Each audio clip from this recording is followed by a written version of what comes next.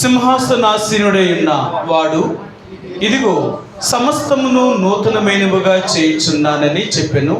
మరియు ఈ మాటలు నమ్మకమును నిజమునై ఉన్నవి గనుక వ్రాయమని ఆయన నాతో చెప్పుచున్నాడు. ఇక ఉదయకాల సమయంలో చదువుకున్న లేఖన భాగాన్ని దేవుడు దీవించునుగాక. ఇది సార్వత్రిక సంఘమైన మరి ప్రపంచమంతటా చెదిరి ఉన్న పరిశుద్ధులైన దేవుని బిడ్డలకు దేవుడు మరి ఈ సార్వత్రిక సంఘ వాగ్దానాన్ని దేవుడు అనుగ్రహించినాడు. ఇక ఉదయకాల సమయంలో ఆరాధనకి వెళ్ళే ముందుగా ఇదిగో సమస్తమును నూతనమైనవిగా చేయుచున్నాడు. ఈ 2025 సంవత్సరంలో యేసుప్రభువారు సార్వత్రిక సంఘమైన యేసుప్రభువారి యొక్క రక్తోచిత కొనబడిన దేవుని యొక్క ప్రజలకు ఆయన జ్ఞాపకం చేసేది ఏంటంటే సమస్తమును నూతనమైనవిగా చేయుచున్నాడు. అంటే సమస్తమును నూతనమైనవిగా చేయుచున్నాడు అంటే అంతకుముందు అవి ఏమై ఉండాలా? పాతవై ఉండాలి. అంతే. అంటే పాడైపోయి ఉంటేనే తప్ప మరలా కొత్తగా ఒక నూతనమైనవిగా చేయడు ఆయన. ఏం పాడైపోయింది? ఇదిగో నేను సమస్తమును నూతనమైనవిగా చేయుచున్నాను అంటున్నాడు. ఏం చేస్తాడు ఆయన నూతనమైనది? సృష్టి. అంటే క్రొత్త ఆకాశమును క్రొత్త భూమిని దేవుడు సృష్టించి సమస్తమును నూతనమైనవిగా చేయుచున్నాడు. ఎందుకు? ఎవరి కొరకు చేస్తున్నాడు ఇది? మన కొరకే. ఎందుకంటే 21వ అధ్యాయం అంతా కూడా సంఘము పెండ్లి కుమారుడు, సంఘము దేవుడు, ఈ రెండు విషయాల గురించే ఆయన చెప్తూ ఉంటాడు. సమస్తమును నూతనమైనవిగా చేయుచున్నాడు అంటే కొన్ని పాడైపోయాయి. ఈ భూమి మీద కొన్ని పాడైపోయిన వాటిని ఆయన మరలా సమస్తమును నూతనమైనవిగా చేయాలనుకుంటున్నాడు. అంటే మీ అందరికీ తెలుసు కదా, పరలోకం ఎక్కడుంది?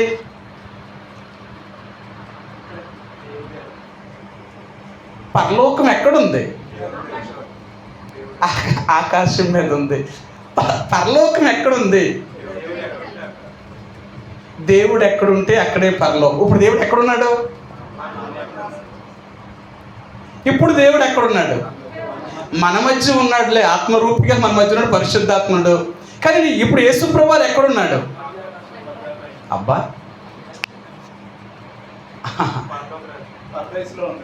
యేసుప్రభువారు తండ్రి యొక్క కుడిపార్శ్వమున కూర్చొని విజ్ఞాపనం చేస్తున్నాడు కదా, అవునా? మనందరి కొరకు విజ్ఞాపనం చేస్తున్నాడని చెప్తున్నాడు కదా. అంటే ఇప్పుడు ఎక్కడున్నాడు ఆయన? పరలోకంలో ఉన్నాడు యేసుప్రభువారు పరలోకంలో ఉన్నాడు. ఆయన వెళ్ళిన తర్వాత ఆయన ఆత్మను భూమి మీద పంపించండి. ఇప్పుడు భూమి మీద ఎవరున్నారు? పరిశుద్ధాత్మలుగా ఆదరణకర్త లేదా సత్యస్వరూపైన ఆత్మ. సరే, ఇప్పుడు పరిశుద్ధాత్మ మనతో ఉంది. యేసుప్రభువారు తండ్రి అయిన దేవుడు పరలోకంలో ఉన్నాడు. ఇప్పుడు మరలా క్రొత్త భూమిని క్రొత్త ఆకాశాన్ని ఎందుకు చేయాలి? ఆయన పాడైపోయింది. ఆ పాడైపోయిందని బాగు చేసి తన పిల్లలకి ఇవ్వడానికి. మనందరం పరలోకం వెళ్తామా? మనందరం పరలోకం వెళ్తాం కదా. పరలోకం ఎక్కడ ఉంది? మీరు అన్నారు కదా, పరలోకం ఎక్కడ ఉందో? 3వ ఆకాశం. అపోస్తలుడైన పౌలు 12వ అధ్యాయం అంటాడు, 14 సంవత్సరాల క్రితము నేను 3వ ఆకాశంలోకి వెళ్ళాను, అక్కడ వచ్చింపగాని సఖ్యం కానీ ఒక భాషలు నేను విన్నాను, అక్కడ నేను ఇవి చూశాను అవి చూశాను అని చెప్తున్నాడు కదా. మనకు 3 ఆకాశాలు ఉన్నాయి. ఇప్పుడు మనకు కనిపించేది మొదటి ఆకాశము, రెండవది మధ్య ఆకాశము, మూడవది పరలోకం. ఇప్పుడు యేసుప్రభువారు తండ్రి అయిన దేవుడు ఎక్కడున్నాడు అంటే పరలోకంలో కోట్లాని కోట దేవతలతో ఆరాధించబడుతున్నాడు. ఇప్పుడు యేసుప్రభువారు ఈ భూమి మీద ఉన్న సమస్తాన్ని క్రొత్తదిగా చేసి క్రొత్త ఆకాశమును క్రొత్త భూమిని ఏర్పాటు చేసిన తర్వాత ఇప్పుడు దీన్ని ఎవరికి ఇవ్వాలనుకుంటున్నాడు? మనకి ఇవ్వాలన్నాడు. నిజమే కదా. పరలోకం ఇప్పుడు ఎక్కడ అవుతుందో తెలుసా? భూమి మీద. మనందరం పరలోకాన్ని ఎక్కడ చూస్తాం తెలుసా? ఇక్కడే చూస్తాం. ఇదేంటి, మన పరలోకం దేవుడు తీసుకెళ్తున్నాడు కదా, మళ్ళీ భూమి మీదకి తీసుకొస్తున్నాడు ఏంటి అంటే నిజమే. 1000 సంవత్సరాలు గొర్రెపిల్ల యొక్క మహోత్సవము మధ్య ఆకాశంలో జరుగుతుంది. ఆ 1000 సంవత్సరాలు భూమి మీద మహా తెగులు కుమ్మరించబడుతున్నాయి. ఇవన్నీ అయిన తర్వాత భూమి మీద ఉన్న సమస్తమును కాల్చివేసిన తర్వాత, ఆకాశమును భూమిని క్రొత్తదిగా చేసిన తర్వాత, ఇప్పుడు సంఘము పెండ్లి కుమారుడు ఎక్కడి నుంచి వస్తున్నాడు? మళ్ళా మధ్యాకాశముల నుంచి భూమి మీదకి వస్తున్నాడట. సరే, 21వ అధ్యాయము 2వ వచనం, ప్రకటన గ్రంథము 21వ అధ్యాయము 2వ వచనం. మరియు నేను నూతనమను యెరూషలేమును, ఆ పరిశుద్ధ పట్టణము తన భర్త కొరకు అలంకరింపబడిన పెండ్లి కుమార్తె వలె సిద్ధపడి పరలోకమందున్న దేవుని యొద్ద నుండి దిగి వచ్చుట చూచితిని. ఇప్పుడు ఎక్కడి నుంచి వస్తున్నారట? మళ్ళీ అక్కడి నుంచి దిగి వస్తున్నారన్నమాట. అందుకనే ఈ 1000 సంవత్సరములు గడిచిన తర్వాత మనందరము మరలా క్రొత్త భూమి క్రొత్త ఆకాశంలోనికి మనందరం దిగి వస్తున్నాం కదా. మీ అందరికీ తెలుసు. మరలా చూపిస్తాను ఆ మాటను మీకు. పేతురు రాసిన మొదటి పత్రిక 3వ అధ్యాయము, పేతురు రాసిన మొదటి పత్రిక, క్షమించండి 2వ పత్రిక 3వ అధ్యాయము, 2వ పత్రిక 3వ అధ్యాయము 11, 12, 13 వచనాలండి. ఇవన్నీ ఇట్లు లయమైపోవచ్చున్నవి గనుక ఆకాశములు రగులుకొని లయమైపోవునట్టు, పంచభూతములు మహావేంద్రముతో కరిగిపోవునట్టు దేవుని దినపు రాకడ కొరకు కనిపెట్టుచు దానిని ఆశతో అపేక్షించుచు మీరు పరిశుద్ధమైన ప్రవర్తనతోనూ భక్తితోనూ ఎంతో జాగ్రత్త గలవారై ఉండవలెను. ఆయనను మనము ఆయన వాగ్దానమును బట్టి క్రొత్త ఆకాశం కొరకును క్రొత్త భూమి కొరకును కనిపెట్టుచున్నాము, వాటి యందు నీతి నివసించును. ఇప్పుడు మరలా దేవుడు క్రొత్త ఆకాశమును క్రొత్త భూమిని ఏర్పాటు చేసిన తర్వాత సంఘము పెండ్లి కుమారుడు మధ్యాకాశముల నుంచి భూమి మీదకి వస్తున్నారు. క్రొత్త ఆకాశము క్రొత్త భూమి ఏర్పడిన తర్వాత సంఘము ఇక్కడికే వస్తుంది. మరి దేవుడు పరలోకం తీసుకెళ్తున్నాడు, మళ్ళీ ఎక్కడ తీసుకొచ్చాడేంటి? ఆయన ఎక్కడుంటే అదే పరలోకం. దేవుడు ఎక్కడ ఉంటే దాన్నే పరలోకం కింద మారుస్తాడనమాట. ఎందుకంటే ఆయన దేవుడు కాబట్టి ఏదైనా చేయగలిగిన వాడు. ఆ తర్వాత దేవుడు సాతాన్ని బంధించి దాన్ని అగ్నిలో వేసిన తర్వాత ఇంకా సాతానుడు భూమి మీద ఇంకెప్పటికీ అంటే ఇంకా దేవుని బిడ్డలు ఏమీ చేయలేడు. ఇంకా అంతవరకు రాశాడు. ఇంక యుగ యుగాలు కూడా ఈ భూమి మీద తండ్రి అయిన దేవుడు లేక యేసు ప్రభువుతో కలిసి మనం ఎల్లప్పుడూ సంతోషకరమైన జీవితాన్ని జీవిస్తాం. అయితే ఇక్కడ సమస్తమును నూతనమైనవిగా నేను చేయుచున్నాను అంటున్నాడు. ఏమేమి నూతనమైనగా చేస్తున్నాడు ఆయన? ఇది మనకు కావాలి. ఏమేమి నూతనమైనవిగా చేస్తున్నాడు? ఈ క్రొత్త ఆకాశములో క్రొత్త భూమిలో ఏవి నూతనమైనవిగా ఉంటాయి, ఏవి పాతవనేవి ప్రవేశించలేవు. మీకు ఎన్నోసార్లు చెప్తూ వచ్చాను. ఈ భూమి మీద ఏవైతే ఉన్నాయో అవి పరలోకంలో ఉండవు, పరలోకంలో ఏమైతే ఉన్నాయో అవి భూమి మీద ఉండవు. సరే, ఇప్పుడు భూమి మీద ఉన్నాయి. ఈ 21వ అధ్యాయంలోనే కొన్ని విషయాలు చెప్పాడన్నమాట. ఏవేవి నూతనమైనవిగా చేస్తాడు అంటే, మానవుడి యొక్క జీవితంలో ఏవైతే పాతవి అయిపోయాయో వాటన్నిటినీ తీసివేసి ఒక క్రొత్తగా చేయాలనుకుంటున్నాడు ఈ రోజున. సరే, కొన్ని విషయాలు మీకు జ్ఞాపకం చేస్తాను. ఈ యొక్క ప్రకటన గ్రంథము 21వ అధ్యాయము 1వ వచనం అండి. 21వ అధ్యాయము 1వ వచనం. అంతటి నేను క్రొత్త ఆకాశమును క్రొత్త భూమిని చూచితిని, మొదటి ఆకాశమును మొదటి భూమి గతించిపోయెను, సముద్రమును ఇకను లేదు. మరియు చాలండి. ఇప్పుడు మొదటి ఆయన ఏం చెప్తున్నాడంటే, ఈ క్రొత్త ఆకాశములో క్రొత్త భూమిని ఏర్పాటు చేసిన తర్వాత అక్కడ ఏమి లేదట? సముద్రము లేదట. మరి సముద్రము లేకపోతే ఎలా బతుకుతారు? మీ అందరికీ తెలుసు కదా, ఈ రోజు సముద్రాలు ఉండబట్టే మనకు వర్షాలు పడుతున్నాయి. సముద్రం ఉండబట్టే మానవుడి యొక్క మనుగడ జరుగుతుంది. ఆ సముద్రమే లేకపోతే మానవుడి యొక్క మనుగడే లేదు. అలాంటి సముద్రాన్ని దేవుడు ఆయన అక్కడ ఉండకున్నట్లుగా చేయాలనుకుంటున్నాడు అన్నమాట. ఎందుకు అంటే, సముద్రము అనేది ఎలాంటిదంటే ఈ లోకంలో ఉన్న మలినాలన్నిటినీ దానిలో కలుపుతున్నారు. అవునా? ఇప్పుడు మన నదులన్నీ ఎందులోకి వెళ్తున్నాయి? సముద్రములోనికి వెళ్తున్నాయి. ఎంత సముద్రములోనికి మురికి నీరును మనం వదిలినా సముద్రం మాత్రము పాడవుతలేదు. సముద్రానికి ఉన్న లక్షణం ఏంటంటే ఎంత మురికి నీరునైనా శుద్ధి చేయగలుగుతుంది. అంటే ఇక్కడ దేవుడు సముద్రం అనే దాన్ని ఎందుకు చెప్తున్నాడు అంటే, సముద్రము అంటే ఒక మానవుడి యొక్క హృదయం అంట. కొన్ని మాటలు మీకు చెప్తాను. సముద్రము అనేది ఎలాగుంటుంది అంటేనంట, ఎప్పుడు రేగుతూ ఉంటుందట, కదులుతూ ఉంటుందట కదా. యెషయా గ్రంథం 57వ అధ్యాయంలో ఆయన సముద్రాన్ని గురించి చెప్తూ కొన్ని మాటలను ఆయన జ్ఞాపకం చేశాడు. చూపిస్తాను మీకు. యెషయా గ్రంథము 57వ అధ్యాయము 20-21 వచ్చినవండి. భక్తిహీనులు కదులుతున్న సముద్రపు వంటి వారు, అది నిమ్మలింపనేరదు, దాని జలములు బురదను మైలను పైకి వేయును, దుష్టులకు నెమ్మది ఉండదని నా దేవుడు సెలవిచ్చుచున్నాడు. ఇప్పుడు ఆయన అంటున్నాడంటే, భక్తిహీనులు కదులుతున్న సముద్రము లాంటి వారట. అంటే సముద్రం ఎప్పుడు కదలడం వల్ల ఏమవుతుందంటే అది బురదని మైలను బయటికి తీసుకొచ్చేస్తూ ఉంటుంది. మీరు చూడండి, సముద్రానికి ఉన్న లక్షణం ఏంటంటే సముద్రంలోకి ఎంత చెత్త వెళ్ళినా మళ్ళీ ఒడ్డుకే తెస్తూ ఉంటుంది. అది అవునా? ఒడ్డుకి తెచ్చేస్తూ ఉంటుంది. దాని లక్షణం ఏంటంటే అది ఎప్పుడు బురదను మైలను ఒడ్డుకి తెచ్చేయడమే దాని పని. ఇప్పుడు భక్తిహీన యొక్క హృదయం కూడా ఎలాగుంటుందంటే కదులుతున్న సముద్రము లాంటిదట. వాడు ఎలాగుంటాడు అంటే ఎప్పుడు కూడా పాత సంగతుల్ని, శరీర సంబంధమైన కోరికలని వాడి హృదయంలో మెదులుతూ ఉంటాయన్నమాట, కదులుతూ ఉంటాయన్నమాట.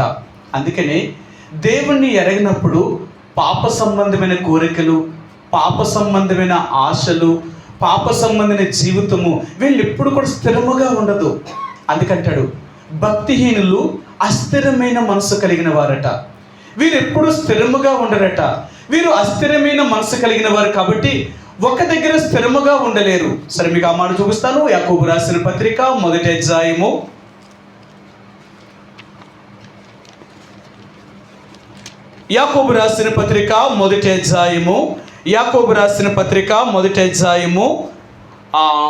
6 వచ్చినవండి, 6-7 వచ్చినాలండి. అయితే అతడు ఏమాత్రమును సందేహింపక విశ్వాసముతో అడగవలెను. సందేహించువాడు గాలి చేత రేపబడి ఎగురుపడు సముద్ర తరంగమును పోలి ఉండును. అట్టి మనుషుడు దిమనస్కుడై తన సమస్త మార్గముల యందు అస్థిరుడు గనుక ప్రభువు వల్ల తనకేమైనా దొరుకునని తలంచుకొనరాదు. వాడు అస్థిరమైన మనసు కలిగిన వాడు, స్థిరముగా లేనివాడు. ఈరోజు యేసు ప్రభువుని అంగీకరించిన నీవు నేను కూడా ఒకప్పుడు మనం ఎలాంటి వారము అంటే కదులుతున్న సముద్రము లాంటి వారము. మన హృదయములో కానీ మనకు కానీ నెమ్మది లేని వారము. మన జీవితంలో ఎప్పుడూ ప్రశాంతత అనేది లేదు. ఏదో ఒక సమస్య, ఏదో ఒక సాతానుడు లేక మన హృదయంలో కలవరమైన పరిస్థితులు. అలాంటి పరిస్థితుల్లో ఉన్న మనల్ని యేసుప్రభువారు ఒక నూతనమైన వ్యక్తిగా చేయాలనుకుంటున్నాడు. ఈ 2025వ సంవత్సరంలో దేవుని బిడ్డలకు, సార్వత్రిక సంఘానికి దేవుడిచ్చే వాగ్దానం ఏంటంటే, ఇదిగో నేను సమస్తమును నూతనమైనవిగా చేయాలనుకుంటున్నాను. ఆయన చేసే నూతనమైనది ఏంటో తెలుసా? ఏదో సృష్టిని, ఆకాశాన్ని, భూమిని కాదు, భూమి మీద ఉన్న సమస్తాన్ని కాదు, ముందు నిన్ను చేయాలనుకుంటున్నాడు. మనల్ని చేస్తే ఈ లోకమంతా బాగున్నట్టే. లోకము అంటే ఈ భూమి మీద ఉన్న సృష్టి అంతా పాడవడానికి గల కారణమే మానవుడు. అంతేనా? మన వల్లే కదా భూమి అంతా చెడిపోయింది. ఈరోజు చెడిపోయిన మానవుడినే బాగు చేయగలిగితే ఇప్పుడు సృష్టి ఏమవుతుంది? బాగుపడుతుంది. దాని అంతటా అదే బాగుపడుతుంది. అందుకని యేసుప్రభువారు ఆయన ఏం చేయాలనుకున్నాడంటే ఈ లోకాన్ని ఉన్న సమస్తాన్ని కాదు ఆయన ప్రేమించింది, మనల్ని ప్రేమించాడు. ముందు మనల్ని మార్చాలనుకున్నాడు. ఎందుకంటే సముద్రము లాంటి మన హృదయాన్ని, కదులుతున్న బురదను మైలును తీస్తున్న ఈ హృదయానికి నెమ్మది లేదు, ఈ జీవితానికి. అందుకన్నాడు సముద్రము ఎప్పుడు కూడా నిమ్మలింపనేరదట. దానికి ప్రశాంతత అనేది లేదు సముద్రానికి. అలాగే భక్తిహీనుల యొక్క హృదయానికి కూడా ప్రశాంతత లేదు. ఇప్పుడు నువ్వు యేసు ప్రభువుని ఎరిగిన బిడ్డవి. ఒకప్పుడైతే నీ జీవితానికి నెమ్మది లేదేమో కానీ ఇప్పుడు యేసు ప్రభువుని ఎరిగిన తర్వాత నా జీవితానికి ప్రశాంతత, నెమ్మది అని కలిగింది. ఒకవేళ అంటున్నాను, ఇప్పటికైనా నీ జీవితంలో ప్రశాంతత కానీ, నెమ్మది కానీ, శాంతి కానీ నీకు లేకపోతే ఈ రోజైనా యేసు ప్రభువుని అడుగు. ప్రభువా, నా హృదయానికి ప్రశాంతత లేదు, నా జీవితానికి నెమ్మది లేదు, ఎన్నో కలవరమైన పరిస్థితులు, ఎన్నో సమస్యలు శత్రువు నా జీవితంలో తీసుకొచ్చి నన్ను కలవరపరుస్తున్నాడు. ప్రభువా, నాకు సహాయం చేసి వీటి నుంచి నన్ను విడిపించు అని ఇప్పటికైనా నువ్వు యథార్థంగా దేవుడిని అడగగలిగితే ఆ దేవుడు ఈరోజు చెప్తున్నాడు, నేను సమస్తమును నూతనమైనవిగా చేయాలనుకుంటున్నాను, నీ జీవితాన్నే మార్చేయగలుగుతాను నేను. యేసు ప్రభువుకి ఉన్న గొప్ప శక్తి ఏంటో తెలుసా? మానవుడి యొక్క జీవితాన్ని మార్చగలిగిన వాడు ఇంకెవ్వరికీ లేదు. ఈ భూమి మీద ఎవ్వరికీ కూడా మానవుణ్ణి మార్చగలిగినంత శక్తి ఎవరూ లేరు. యేసు ప్రభువు భూమి మీద ఉన్నప్పుడు మార్కు సువార్త 2:10 చెప్పాడు ఆయన, ఏ భూమి మీద పాపములను క్షమించే అధికారము ఒక్క యేసు ప్రభువుకి, మనుష్య కుమారుడికి మాత్రమే ఉంది. ఆయన మాత్రమే నిన్ను నన్ను మార్చగలిగిన వాడు. కానీ ఈ లోకంలో ఇంకెవ్వరూ మనిషిని మార్చలేరు. ఒక మతము కానీ ఈ లోకంలో ఇంకెవ్వరూ కూడా మనిషిని మార్చలేరు. మార్చగలిగిన వాడు దేవుడు. ఎందుకు మారుస్తాడంటే నేను నిర్మించిన వాడు ఆయన, నువ్వు ఆయన చేసిన పని. ఈరోజు దేవుడు అంటున్నాడు, నిన్ను నేను ఒక నూతనమైన వ్యక్తిగా చేయాలనుకుంటున్నాను. లోకానికి నిన్ను ఒక నూతనమైన వ్యక్తిగా చూపించాలనుకుంటున్నాను. ఒకవేళ 24వ సంవత్సరం అంతా కూడా, లేదా గత సంవత్సరాలన్నిటిలో కూడా నువ్వు ఒక నూతనమైన వ్యక్తిగా కనపడలేదేమో లోకానికి. ఎందుకో తెలుసా? నీ చిత్తవృత్తి యందు, అంటే నీ స్వచిత్తను బట్టి, నీ పితరుల నాటి నుంచి వస్తున్న పద్ధతులను బట్టి ఇంకా నువ్వు దాంట్లోనే కొనసాగుతూ వెళ్ళిపోతున్నావేమో. అందుకనే నువ్వు కొత్త సృష్టిగా చేయబడలేదు. మీ అందరికీ తెలుసు, కొరింథీయులకు రాసిన మొదటి 2వ పత్రికలో ఆయన అంటాడు, కాగా ఎవడైనా నువ్వు క్రీస్తునందు ఉన్న యెడల వాడు నూతన సృష్టి, పాతవ గతించెను, ఇదిగో సమస్తము క్రొత్తవాయెను. అంటే యేసు ప్రభువుని అంగీకరించిన ఏ వ్యక్తి అయినా సరే ఒక క్రొత్త వ్యక్తిగా చేయబడాలి. అవునా? అవునా? మనం చాలాసార్లు సువార్త చెప్తూ ఉంటాం. యేసు ప్రభువు యొక్క సువార్తను చెప్పేటప్పుడు 3 విషయాలు చెప్తాం. అపోస్తలుడైన పౌలు అంటాడు, నాకు అప్పగింపబడిన ఉపదేశం ఏదనగా, ఆయన అంటాడు. సరే, ఏం అప్పగించబడిందో మీకు చూపిస్తాను. మొదటి కొరింథీయులకు రాసిన పత్రిక, అపోస్తలుడైన పౌలు మొదటి కొరింథీయులకు రాసిన పత్రిక 15వ అధ్యాయము 3వ వచనం. అపోస్తలుడైన పౌలు కొరింథీయులకు రాసిన మొదటి పత్రిక 15వ అధ్యాయము 3వ వచనం. నాకు ఇయ్యబడిన ఉపదేశమును మొదట మీకు అప్పగించి తిని, అదేమనగా లేఖనముల ప్రకారము క్రీస్తు మన పాపముల నిమిత్తము మృతి పొందెను, సమాధి చేయబడెను, లేఖనముల ప్రకారము 3వ దినమున లేపబడెను. యేసు ప్రభువు సువార్త అంటే అపోస్తలుడైన పౌలు చెప్తున్నాడు, నాకు అప్పగింపబడిన ఉపదేశం ఏదనగా యేసు ప్రభువు లేఖనముల ప్రకారము మృతి పొందాడు, ఆయన సమాధి చేయబడ్డాడు, లేఖనముల ప్రకారము ఆయన తిరిగి 3వ రోజున తిరిగి లేచాడు. ఇదే సువార్త అంతా. యేసు ప్రభువారు నా పాపముల కొరకు మరణించాడు, మరి సమాధి ఎందుకు చేయబడ్డాడు?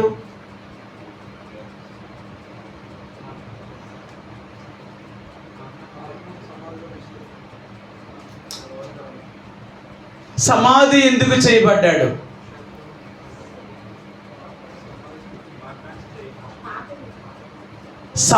అదే అంటే ఏంటంటే, ఇప్పుడు యేసు ప్రభువారు చనిపోయాడు అంటే మన పాపముల కొరకు యేసు ప్రభువారు సిలువ వేయబడ్డాడు. ఆయన చనిపోయిన తర్వాత యేసు ప్రభువారిని ఎందుకు సమాధి చేశారు? పాతాళంలో ఉన్న వారికి సువార్త చెప్పడం కొరకు ఆయన సమాధి చేశారంటారా? ఓ చచ్చిపోయిన మనిషిని ఎందుకు సమాధి చేస్తాం?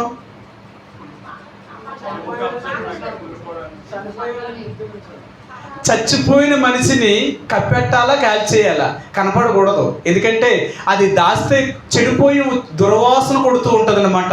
సమాధి యొక్క అనుభవంలోనికి ఎందుకంటారంటే ఆ మనిషి కనపడకుండా మాయమైపోవాలన్నమాట.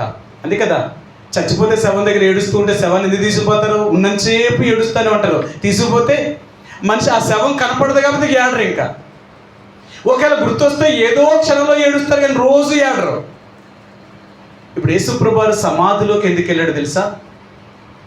నీ నా పాపములను సమాధి చేయాలి. నీకు ఎప్పటికీ జ్ఞాపకం చేసుకోకూడదు. నువ్వు సమాధి అనుభవంలోనికి వెళితేనే కానీ నువ్వు తిరిగి మరలా ఒక నూతనమైన వ్యక్తిగా చేయబడవు. అంతే బైబిల్ గ్రంథంలో అన్నాడు, ఓ అవివేకి, నువ్వు విత్తిన గింజ భూమిలో పడి చస్తేనే కానీ అది తిరిగి బ్రతకదు. అవునా? ఎక్కడే అంటాడు ఆయన ఈ 15వ అధ్యాయంలో ఈ యేసు ప్రభువు యొక్క పునరుత్థానము గురించి, ఆయన మరణము, సమాధి, తిరిగి లేపబడడం అనే దాని గురించి ఎన్ని వివరణ ఇచ్చాడు ఈయన. ఏమన్నారు అంటే, చనిపోయిన వారు మరలా ఎలాగ బ్రతుకుతారు, వారు ఎలాగ తిరిగి వస్తారు, వారు ఎట్టి శరీరంతో వస్తారు, చచ్చిపోయిన వాడికి శరీరం ఉండదు కదా అని ఎన్నో ప్రశ్నలు వేసినప్పుడు అప్పుడు చెప్పాడు, ఓ అవివేకి, శరీరము అనే దానిని, అంటే నువ్వు విత్తున్నావు ఒక గింజను, వట్టి గింజనే విత్తుతున్నావే తప్ప దాని శరీరాన్ని నువ్వు విత్తుతలేదు కదా. నువ్వు విత్తే గింజ వట్టి గింజనే విత్తుతున్నావు, దానికి రూపాన్ని ఇచ్చినవాడు దేవుడు, నువ్వు కాదు. దాని జీవమే దాని రూపాన్ని దాల్చి బయటకు వస్తుంది. అలాగే యేసు ప్రభువుని అంగీకరించిన నీవు నేను కూడా యేసుతో కూడా మనం చనిపోయి యేసుతో కూడా సమాధి చేయబడితేనే తప్ప యేసుతో కూడా తిరిగి లేపబడలేవు. అనగా ఒక నూతనమైన వ్యక్తిగా చేయబడలేవు. అందుకని యేసు ప్రభువు అంటున్నాడు, నేను ఎందుకు నిన్ను ఒక సమస్తము నూతనమైనగా చేయాలి అనుకుంటున్నంటే నీ పాతవి గతించిపోవాలి. నీ పాతవి గతించిపోవాలి. నీ పాత జీవితం అనేది ఎక్కడ వెతికినా కనపడకూడదన్నమాట. అందుకనే బైబిల్ గ్రంథంలో దేవుడు చాలామందిని మార్చాడు. మార్చినప్పుడు వాళ్ళ పాత జీవితం మరలా కనపడలేదు, పాత జీవితం కనపడలేదు. వారు ఒక క్రొత్త వ్యక్తిగా చేయబడ్డారు, ఒక నూతనమైన స్వభావంలోకి వచ్చారు. ఈరోజు యేసు ప్రభువు అంటున్నాడు, నేను ఏది సమస్తమును నూతనమైనవిగా చేయాలనుకుంటున్నానంటే ముందు నిన్ను చేయాలనుకుంటున్నాను. ఇదిగో నేను సమస్తమును నూతనమైనవిగా చేయాలనుకునేది ఏంటో తెలుసా? ఏదో ఆకాశాన్ని, భూమిని, భూమి మీద ఉన్న సమస్తాన్ని కాదు, ముందు నిన్ను చెయ్యాలి. నిన్ను చెయ్యాలా? నువ్వు చేయబడ్డావంటావా? ఒక నూతనమైన సృష్టిగా నువ్వు చేయబడ్డావా? ఒకవేళ నువ్వు నూతనమైన సృష్టిగా చేయబడకపోతే నువ్వు దేవుని యొక్క రాజ్యములోనికి ప్రవేశించలేవు. ఎందుకంటే దేవుని యొక్క రాజ్యములోనికి ప్రవేశించాలి అంటే అందరూ ప్రవేశించలేరు. సరే, ఇక్కడే చూపిస్తాను మీకు. ప్రకటన గ్రంథము 21వ అధ్యాయము, ప్రకటన గ్రంథము 21వ అధ్యాయము 27 వచ్చినవండి. ప్రకటన 21:27.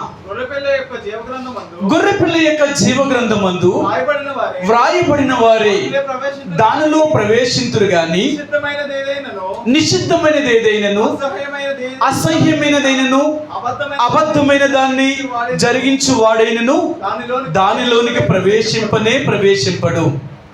దేవుని యొక్క రాజ్యములోనికి ప్రవేశించాలి అంటే, ఆ నూతనమైన సృష్టిలోనికి మానవుడు వెళ్ళాలి అంటే 3: అసహ్యమైనది కానీ, నిషిద్ధమైనది కానీ, అబద్ధమైనది కానీ నా జీవితంలో ఉండకూడదు. ఒకవేళ ఇవి కలిగి ఉంటే నువ్వు దేవుని యొక్క రాజ్యంలోనికి ప్రవేశించలేవు. నువ్వు నూతన సృష్టిగా చేయబడలేనట్టే. నువ్వు నూతన సృష్టిగా చేయబడాలి అంటే ఇవి పాతవి గతించిపోవాలి. అందుకని అంటాడు, మీరు క్రొత్తగా జన్మించిన శిశువులను పోలిన వారై క్రొత్త అనుభవంలోనికి రావాలట. యేసు ప్రభువుని నమ్ముకున్న వాళ్ళందరూ కూడా ఒక క్రొత్త అనుభవంలోనికి రావాలి. వారు క్రొత్త అనుభవంలోనికి ఎలా వస్తారో తెలుసా? కొన్ని విషయాలు మీకు చూపిస్తాను. ఇక్కడ పేతురు రాసిన మొదటి పత్రిక 2వ అధ్యాయము, పేతురు రాసిన మొదటి పత్రిక 2వ అధ్యాయము 1, 2, 3 వచనాలు కలిసి ఉన్నాయండి. ప్రభు దయాళుడని మీరు రుచి చూచి ఉన్న యెడల సమస్తమైన కపటమును, సమస్తమైన దుష్టత్వమును, సమస్తమైన కపటమును, వేషధారణను, అసూయను, సమస్త దూషణ మాటలను మాని క్రొత్తగా జన్మించిన శిశువులను పోలిన వారై నిర్మలమైన వాక్యమును పాలు వలన రక్షణ విషయంలో ఎదుగు నిమిత్తము ఆ పాలను అపేక్షించుడి. నిన్ను ఒక క్రొత్త వ్యక్తిగా దేవుడు చేయాలనుకుంటున్నాడు. యేసు ప్రభువుని నమ్మిన తర్వాత సమస్తమైన దుష్టత్వము, కపటము, వేషధారణ, అసూయ, సమస్తమైన దూషణ మాటలను మాని నువ్వు క్రొత్తగా జన్మించిన వ్యక్తివి. అందుకని యేసు ప్రభువు దగ్గరికి వచ్చే ఎవరినైనా సరే ఆయన మొదట చేసేది ఏంటంటే పాత వాటిని తీసివేసి ఒక క్రొత్త వ్యక్తిగా దేవుడు చేయగలగాలని. ప్రియ సహోదరి సోడా, ఈ 2025 సంవత్సరంలో దేవుడు మనకు జ్ఞాపకం చేసేది ఏంటంటే, ఇదిగో నేను సమస్తమును నూతనమైనవిగా చేయాలనుకుంటున్నాను. ఎక్కడ తెలుసా? నీలో. నీ పాత సంగతులన్నిటి నుంచి నేను తీసివేసి ఒక నూతనమైన వ్యక్తిగా నేను చూపించాలనుకుంటున్నాను. ఎవరికో తెలుసా? నీ ఎదుట ఉన్న లోకంలో ఉన్న మనుషులకి నేను చూపించాలనుకుంటున్నాను.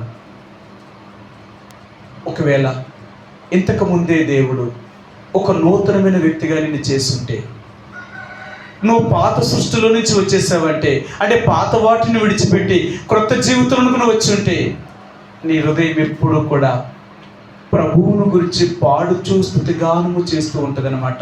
అందుకని దావీదు మహారాజు అంటాడు, ఏమంటాడు తెలుసా? ఆయన అంటాడు, నేను పాడుచూ స్తుతిగానము చేస్తుంది అంటాడు ఆయన. 108వ కీర్తన, దావీదు కీర్తన 108వ అధ్యాయము. దావీదు భక్తుడు దేవుణ్ణి ఆరాధిస్తూ ఉన్నప్పుడు, దేవుణ్ణి స్తుతిస్తూ ఉన్నప్పుడు ఆయన ఎలా ఉన్నాడో చెప్తారు. మొదటి వచ్చినవండి 108 మొదటి. దేవా నా హృదయము నిబ్బరముగా ఉన్నది, నేను పాడుచూ స్తుతిగానము చేసేదను, నా ఆత్మ పాడుచూ గానము చేయను. యేసు ప్రభువుని ఎరిగిన తర్వాత నీ హృదయం ఎలాగుంటుందో తెలుసా? పాడుతూ స్తుతిగానము చేయగలుగుతుంది, ఎంతో సంతోషం పొందుతుందన్నమాట. ఎందుకంటే దేవుడు నిన్ను ఒక క్రొత్త వ్యక్తిగా చేశాడు. అందుకనే యేసు ప్రభువారి యొక్క నమ్ముకున్న తన ప్రజలను ఈ లోకం ఎప్పుడు కూడా ఏడిపించలేదు. ఈ లోకం ఎప్పుడు కూడా, అంటే లోకంలో ఉన్న మనుషులు కానీ సాతానుడు కానీ దేవుని బిడ్డల్ని ఎంత బాధించినప్పటికీ కూడా వారు సంతోషించేవారే తప్ప వారు ఏడ్చేవారు కారు. ఎందుకో తెలుసా? నీతిమంతులు ఎప్పుడు కూడానంట పాడుచూ స్తుతిగానము చేస్తూ ఉంటారట. సరే, మీకు ఆ మాట చూపిస్తాను. కీర్తన గ్రంథము 118వ కీర్తన 118వ కీర్తన 15 వచ్చినవండి. 118:15. నీతిమంతుల గుడారములలో రక్షణను గురించిన ఉత్సాహ సునాదము వినబడును. చూసారా? నీతిమంతుల యొక్క గుడారములో నుంచి రక్షణను గురించిన ఉత్సాహ సునాదము వినబడుతుంటట. అందుకని దేవుని బిడ్డలు ఎల్లప్పుడూ పాటలు పాడుతూ ఉంటారనమాట. వీరు ఎల్లప్పుడూ సంతోషంతో ఉండేవారు. ఈరోజు నువ్వు రక్షించబడి ఉంటే నీలో సనుగులు కానీ, నీలో గొనుగులు కానీ, అసూయ కానీ, ద్వేషము కానీ, మత్సరము కానీ, కపటము కానీ, వేషధారణ కానీ, ఇలాంటి వాటితో ఒకవేళ మనం ఉంటే మనం పాత సృష్టిలోనే ఉన్నాం. రక్షించబడ్డామనే పేరు మాత్రం మనకుంది, కానీ మనం నిజముగా తిరిగి జన్మించిన వారము కాము.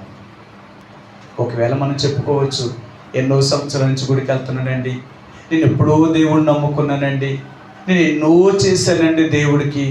దేవుడు అంటాడు, నువ్వు ఎన్ని చేస్తే నాకేంటి, ముందు నువ్వే మారలేదు. ముందు నిన్నే నేను ఒక నూతనమైన వ్యక్తిగా చేయలేనప్పుడు నువ్వేనా చెప్పుకుంటే నాకేంటి? ఈ రోజైనా దేవుడు అంటున్నాడు, ప్రియ సహోదరి సోడా, ఇప్పటికైనా నీ పాత జీవితాన్ని వదిలిపెట్టకపోతే ఈ 2025 సంవత్సరంలో దేవుడు అంటున్నాడు, ఇప్పటికైనా నువ్వు నూతనమైన సృష్టి కావడానికి ఆశ ఉందా? నీకుంటేనే చేస్తాను నేను, లేకపోతే నేను చేయి. ఒకవేళ నువ్వు దేవుడి దగ్గరికి వచ్చినా, నువ్వు దేవుడిని నమ్ముకున్నానని చెప్పినా, బాగుపడాలి అని నీకు ఉండాలా కోరిక. మీ అందరికీ తెలుసు కదా, యోహాను సువార్త 5వ అధ్యాయంలో బెతస్దా కోనేటి దగ్గర వాడు బహుకాలము నుండి ఆ కోనేటి దగ్గరే పడి ఉన్నాడు, కానీ వీడు స్వస్థత పొందాలని మాత్రం వీడు ఎప్పుడూ అనుకోలేదు. అప్పటికి వాడు బహుకాలము నుండి ఆ కోనేటి దగ్గర పడి ఉన్నాడట. కానీ వీడు బాగుపడాలని ఆలోచన లేదు. యేసు వాడి దగ్గరికి వచ్చి, యేసు ప్రభువారు అతన్ని ఏమడిగాడంటే, ముందు నువ్వు బాగుపడాలనుకుంటున్నావా? నువ్వు స్వస్థపడగోరుచున్నావా? నీకు ఆ ఆశ ఉందా? అప్పుడు వాడు అన్నాడు, అయ్యా, ఎన్నో ఏండ్ల నుండి ఈ కోనేటి దగ్గరే నేను ఉండిపోయాను, కానీ నన్ను దించేవాళ్ళు ఎవరూ లేరు ఈ కోనేటిలోనికి. అందుకనే నేను ఇక్కడే ఉండిపోయాను, నన్ను ఎవరూ దించేవాళ్ళు లేరు, అందుకే ఇక్కడ ఉండిపోయాడట. అయితే యేసు అన్నాడు, అయితే నువ్వు బాగుపడాలని ఉందా? ఉంటే నేను బాగు చేస్తాను. ఈ రోజైనా దేవుడు అడుగుతున్నాడు, నువ్వు నూతనమైన సృష్టి అవ్వాలనుకుంటున్నావా? నువ్వు నూతనమైన సృష్టి అవ్వాలి అనుకుంటే నీ పాత జీవితాన్ని వదిలేయాలని నీకు ఆశ ఉందంటావా? లేదండి, అది ఉంటాను ఇది ఉంటాను, రెండూ పర్లేదు, కలిపేసుకుంటాను. మనకు అలవాటు ఏంటో తెలుసా? కొత్తదే పాతదే కలిపేసుకోవడం మనకు అలవాటు కదా.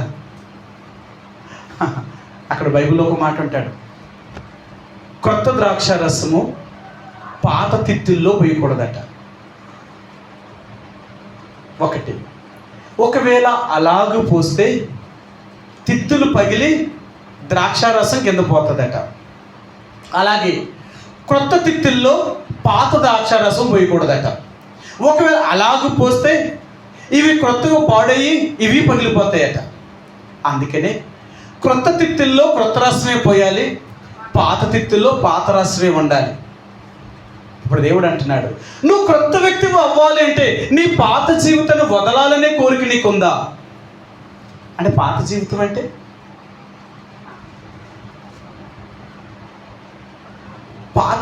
అంటే ఒక రాత్రి అంతా నిద్ర లేదు, మిమ్మల్ని నిద్ర లేకుండా ఏం చేశాడు గొప్ప సంగతి. నేను మాత్రం మిమ్మల్ని పడుకోబెడుతున్నాను, ఆయనేమో నిద్ర లేకుండా చేశాడు, నేనేమో మిమ్మల్ని నిద్రపోయేలా చేస్తున్నాను. అదేనా?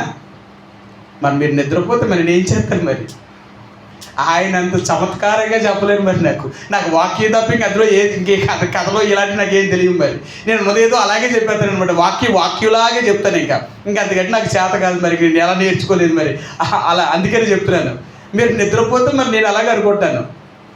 దేవుడు నిన్ను ఒక క్రొత్త వ్యక్తిగా చెయ్యాలి అంటే నీ పాత జీవితాన్ని వదిలిపెట్టాలి. అంటే నీ పాత జీవితం ఏంటి?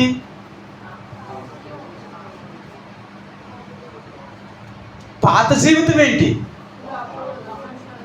సరే, మీరు చెప్పారు, సరే నేను ఇక్కడ చూపిస్తాను మీకు పాత జీవితం అంటే ఏంటో. ఎఫెసీయులకు రాసిన పత్రిక 4వ అధ్యాయము. ఎఫెసీయులకు రాసిన పత్రిక 4వ అధ్యాయము 23-24 వచనాలండి. మీ చిత్తవృత్తి యందు నూతన పరచబడిన వారై నీతియు యథార్థమైన భక్తియు గలవారై దేవుని పోలికగా సృష్టించబడిన నవీన స్వభావమును ధరించుకొనుడి. సరే, ధరించుకొనవలెను. దేన్ని వదిలిపెట్టి? మీ చిత్తవృత్తి యందు. అర్థమైందా? ఏంటి మీ చిత్తవృత్తి యందు?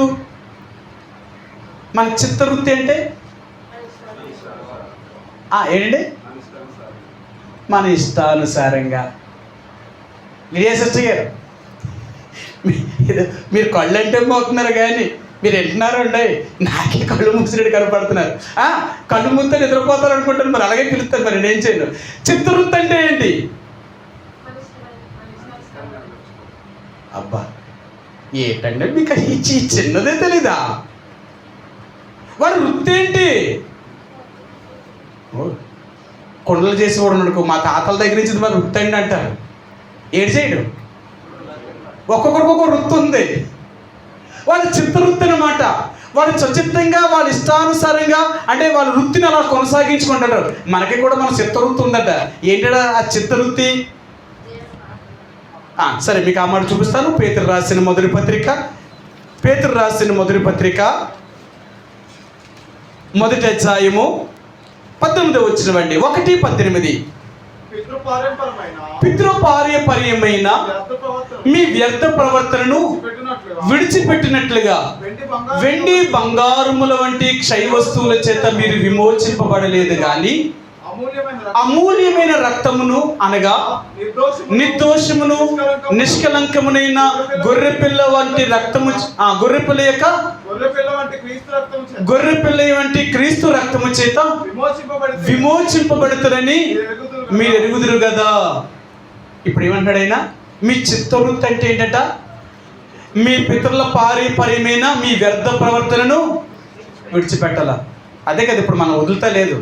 ఎంత దేవుణ్ణి నమ్ముకున్నా అది మా వంశపారం అండి, లేకపోతే ఇది మా కులం వృత్తి అండి, లేకపోతే ఇలా చేయకపోతే మా వాళ్ళు ఒప్పుకోరండి, ఇంక ఇవన్నీ మేము చెయ్యాలని ఎంత దేవుణ్ణి నమ్ముకున్నా ఇవి చేయకపోతే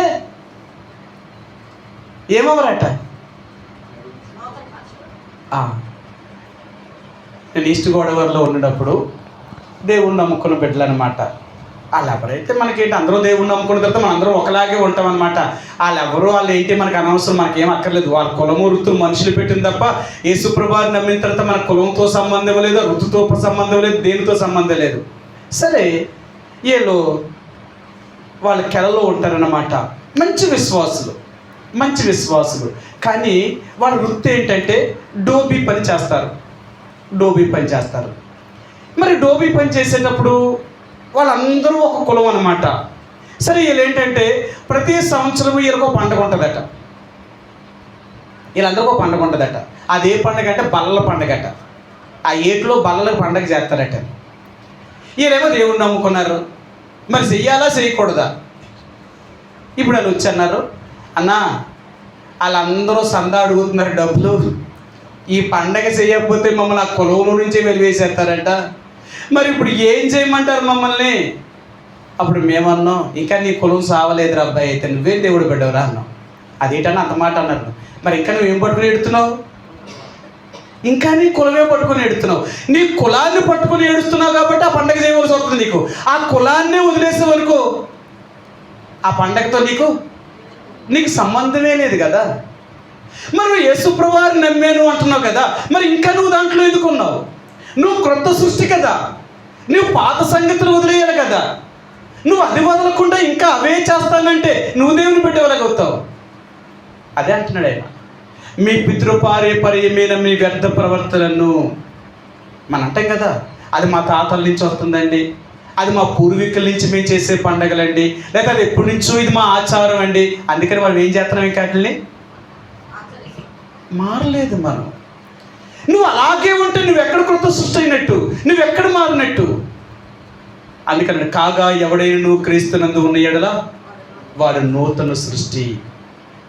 నువ్వు నిజంగా యేసు ప్రభువుని నమ్మితే నువ్వు క్రొత్త సృష్టిగా చేయబడ్డావు.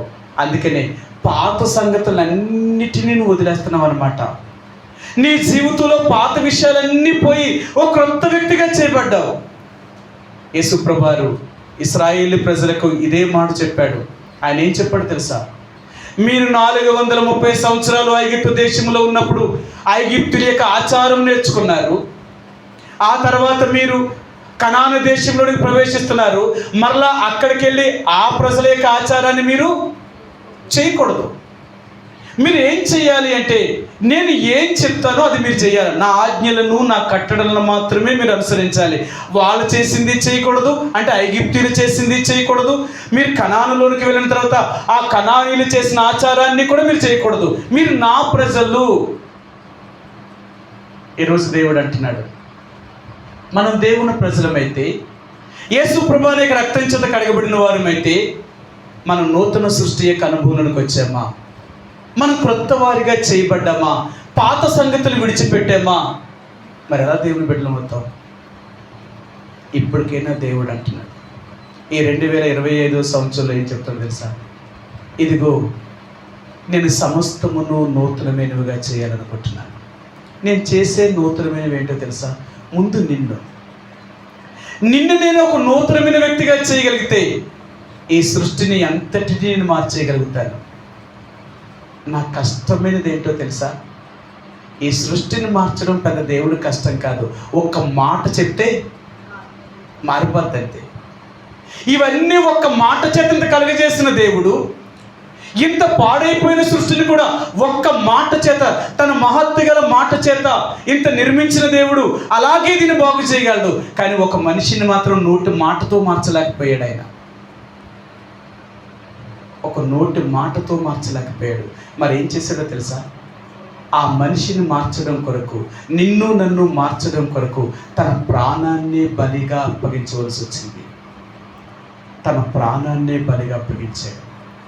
అందుకే దేవుడు అంటున్నాడు, నిన్ను నన్ను ఒక నూతనమైన సృష్టిగా చేయడం కొరకు తన ప్రాణాన్నే బలిగా అప్పగించాడు ఆయన. ప్రియ సహోదరి సోడా, ఇప్పటికైనా నీ చిత్తవృత్తిని విడిచిపెట్టి, నీ పితృపారంపర్యమైన వ్యర్థ ప్రవృత్తిని వదిలిపెట్టి, ఈ లోక సంబంధమైన ఆచారాలని పద్ధతుల్ని వదిలేసి క్రీస్తుని వెంబడిస్తావా? యేసు ప్రభువుతో నువ్వు ఉండగలుగుతావా? ఒకవేళ అలాగ లేకపోతే నువ్వు క్రీస్తుకి చెందిన వ్యక్తివి కాదు, నువ్వు నూతన సృష్టివి కాదు, నువ్వు ఇంకా పాత విషయాల్లోనే నువ్వు బంధించబడిన వ్యక్తివి. అందుకని అంటున్నాడు, క్రీస్తుని కాగా ఎవడైనా క్రీస్తుని కలిగి ఉంటే వాడు నూతనమైన వ్యక్తి. ఈరోజు నువ్వు దేవుడిని ఆరాధించే ముందుగా, ఈ నూతనమైన అనుభవంలో, ఈ నూతన సంవత్సరంలో మొట్టమొదటిగా నువ్వు దేవుడిని ఆరాధించే ముందుగా యేసు ప్రభువు అంటున్నాడు, నేను నూతనమైన వ్యక్తిగా చేశానా? ఒకవేళ చేసుంటే నన్ను ఆరాధించు ప్రభువా. ఒకప్పుడు నేను నా పితృపారంపర్యమైన వ్యర్థ ప్రవర్తనను అనుసరించి మా చిత్తవృత్తి యందు ప్రవర్తిస్తూ లోకములో అందరి వలె నేను కూడా చెడిపోయిన వ్యక్తిని, పాడైపోయిన వ్యక్తిని, ఈ లోకములో నీ మాట వినకుండా నా ఇష్టానుసారంగా తిరిగిన వ్యక్తిని. అలాంటి నన్ను ప్రేమించావు, అలాంటి నన్ను మార్చడం కొరకే నువ్వు పరలోకం నుంచి భూమి మీదకి వచ్చి నా కొరకు ఎన్నో శ్రమలు అనుభవించి ఆఖరికి నా కొరకు నీ ప్రాణాన్నే బలి అర్పణ చేసి నీ రక్తమంతటిని చిందించి నన్ను కడిగావు. ప్రభువా, నన్ను ఒక నూతనమైన వ్యక్తిగా చేసినందుకు వందనాలు. పాత వాటినన్నిటి నుంచి నన్ను విడిపించినందుకు వందనాలు. నిజంగా నువ్వు అలాగుంటే దేవుడిని ఆరాధన చేయి. అది నిజమైన ఆరాధన. దేవుడు నిన్ను బట్టి సంతోషించాలి అంటే నువ్వు మారినప్పుడే దేవుడు సంతోషిస్తాడు. నువ్వు మారకుండా ఉన్నంత కాలము ఆ దేవుడు సంతోషించలేడు. నిన్ను బట్టి ఆ దేవుడికి ఎటువంటి ఆనందము కూడా కలగదు. ఈ రోజైనా యేసు ప్రభువు అంటున్నాడు, ఇదిగో నేను సమస్తమును నూతనమైనవిగా చేయించున్నాను. నిన్ను చేయాలనుకుంటున్నాను. నేను ఇంతకుముందే నేను చేశాను. నేను ఒకవేళ ఇంతకుముందే నీ పాపం నుండి దేవుడు విడిపించి లోకానికి నువ్వు ఒక క్రొత్త వ్యక్తిగా, ఒక నూతనమైన వ్యక్తిగా కనపడుతున్నావా? ఒకవేళ అలా కనపడితే దేవుడికి స్తోత్రం. నువ్వు నిజంగా దేవుడిని స్తుతించు. ప్రభువా, నిజమే, ఒకప్పుడు నేను ఇలాగుండే వ్యక్తిని, నన్ను ఇలాగ చేశావు, నన్ను మార్చావు, నన్ను బిడ్డగా చేసుకున్నందుకు నీకు హృదయమారా కృతజ్ఞతాస్తుతులు చెల్లిస్తున్నాను. నీకు నేనేమి ఇవ్వగలను? నన్ను నూతనమైన సృష్టిగా, ఒక నూతనమైన వ్యక్తిగా నన్ను చేసినందుకు, నాలో మరి ఆ బురదను మైలను అంటే పాప సంబంధమైన దాని నుంచి నన్ను విడిపించినందుకు నీకు వందనాలు తండ్రి అని దేవుని స్తుతించు. ఒకవేళ ఇప్పటికైనా నీ జీవితాన్ని మార్చుకోకపోతే, ఒకవేళ నీ పాపం నుంచి విడుదల పొందకపోతే, ఈ రోజైనా యేసు ప్రభువు దగ్గర యథార్థంగా ఒప్పు. ఈ సంవత్సరమైనా ఒప్పుకో. ఎన్ని సంవత్సరాలు నీ జీవితంలో దొరికిపోతున్నాయి, ఎన్ని సంవత్సరాలైతే నువ్వు నీ జీవితంలో దొరికిపోనిస్తావో అంత ఆశీర్వాదాన్ని, నీకు రావాల్సిన జీతం అంతటిని నువ్వు పోగొట్టుకుంటున్నట్టే. ఆ దేవుడి దగ్గర నుంచి నీకు రావాల్సిన ఆశీర్వాదం అంతా పోతున్నట్టే. నీకేమీ ఉండదు. కాబట్టి ఆ ఆశీర్వాదం నీకు కావాలి అనుకుంటే, ఆ దీవెన నీకు కావాలి అనుకుంటే, ఈ రోజైనా మార్పు చెందడానికి ప్రయత్నించి. యేసు ప్రభువు ఈ భూమి మీదకి వచ్చినందుకో తెలుసా? నిన్ను నూతనమైన సృష్టిగా చేయాలని. ఎవరినో కాదు, నిన్ను, నన్నే రక్షించడం కొరకు, నన్ను నూతనమైన సృష్టిగా చేయడం కొరకే ఆ దేవుడు నా కొరకు వచ్చాడు అనుకుంటేనే నువ్వు మారగలవు. నా కోసం కాదు, ఆ పలానా దేశం కొరకు, లేకపోతే పలానా వారి కొరకు, లేకపోతే వాళ్ళ కొరకు, వీళ్ళ కొరకు, వీరి కొరకు అనుకుంటే నువ్వు ఎప్పటికీ మారవు. నువ్వు మారాలి అనుకుంటే నీ కోసమే మరణించాడని నువ్వు తెలుసుకోవాలి. అప్పుడే నువ్వు మారగలుగుతావు. ఇప్పటికైనా మార్చుకో. యేసు ప్రభువు నీ కొరకు మాత్రమే దిగి వచ్చాడు. ఆయన నా పాపము నుంచి విడిపించడం కొరకే ప్రభు దిగి వచ్చాడు. ఇప్పటికైనా ఒక క్రొత్త వ్యక్తిగా చేయబడడానికి ఇష్టం ఉందా? నీ పాత స్వభావాన్ని వదిలేసావా? అలా వదిలిపెట్టుంటే దేవునికి స్తోత్రము, దేవుణ్ణి ఆరాధించు. ప్రభువా, నిజమే, ఒకప్పుడు నా జీవితం ఇలాంటిదే, ఒకప్పుడు నేను ఈ పరిస్థితిలో ఉన్న వ్యక్తినే, ఒకప్పుడు నేను పాపములో జీవించిన వ్యక్తినే, అలాంటి నన్ను మార్చారు.